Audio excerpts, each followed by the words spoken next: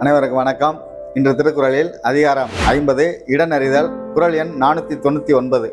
சிறை நலனும் சீரும் இளரனின் மாந்தர் உரை நிலத்தோடு ஒட்டல் அரிது. இதுதான் குறள்.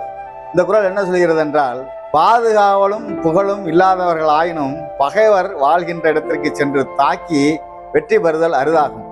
அதாவது இயலாத ஒன்றாகும் என்கிறார்கள் வள்ளுவ பெருந்தகை குறள் வாயிலாக. இந்த குறளில் பாதுகாக்கும் படைக்கலன்களையும் அறனையும் விட மனித சக்திக்கு முதலிடம் கொடுத்திருக்கிறார்கள். பகை என்று வந்துவிட்டால் தனது சொந்த இடத்தில் வாழும் மனிதர்களும் போர்ப்படை வீரர்களாகி புறமுதுகிட்டு ஓடச் செய்வார்கள் பகைவர்களை. அதற்கு துணையாக இருப்பதே அவர்களுக்குள்ளான இடம்தான்.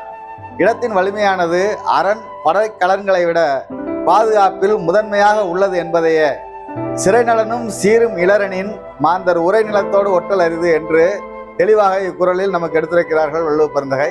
வாழ்க வளத்துடன். நாளை நாம் மற்றொரு குறளில் சந்திப்போம்.